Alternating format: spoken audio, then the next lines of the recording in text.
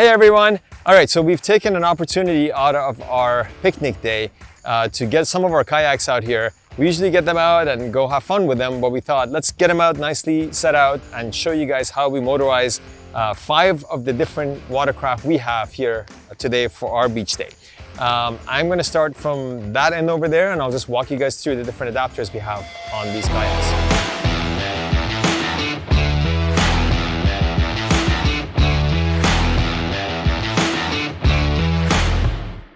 All right, so we're gonna start off with our low profile adapter on this Hobie Mirage Sport. Like all the other rotomolded Hobie Mirage kayaks, they do have that pedal drive adapter opening in the kayak's floor. So we're gonna drop our low profile in there, and less than 3 seconds, you've got a motor that'll go 12 speeds forward, 3 speeds in reverse. We've got it plugged into our 378 battery there. And I can take that same low profile adapter, and I'll bring my 378 battery here with me. And I can plug it in to the fin drive adapter of the Shearwater, the Vibe Shearwater 125. That'll go right in there.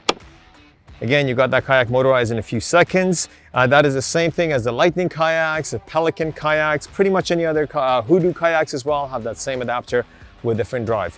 From there, I'm going to come to the back of these 2 kayaks, and both these kayaks were able to have at least 2 motors on plug and play.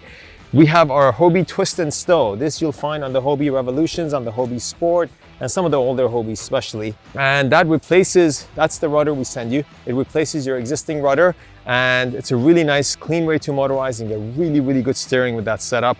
We got that, again, plugged into our 378 batteries. From that rudder, we come to this rudder. This is our Versa rudder, of course, and this is a universal rudder designed to adapt to any kayak with a 10mm pin hole. And we do sell pinholes, if you want to call them, called gudgeons on our website. So if you have a kayak, you want to adapt to that steering system and that rudder system too, you can do that on many, many kayaks. With this, we have our pole steering here. We haven't connected it to the foot steering pedals. We have it on our pole steering just because we want our feet free to pedal. So that gives you pretty much 180 turning. And this pole is extendable, so you can put it up where you want from your seating position. So from there, we come up to the Isles Megalodon, and the Isle kayaks, the Isle paddleboards or / kayaks, they now offer the 4-hole pattern that you find for micro anchors. So we call it a power pole adapter. It gets on here with these 4 gnarly bolts, and it sits on here really nice and stable.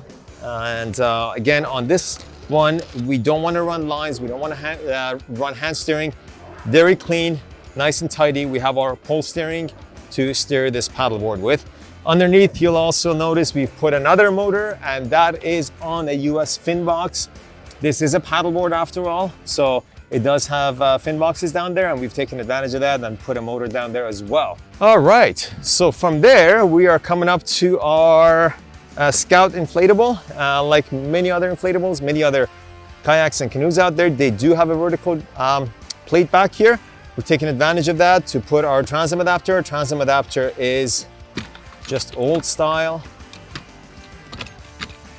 Clip in and go. So those 2 gnarly bolts open, and pretty much anything that has vertical plates on it will accept that kayak. You do have our pole steering handle, and this you can adjust the trim on. So once it's in, there is your 180 turning on there as well.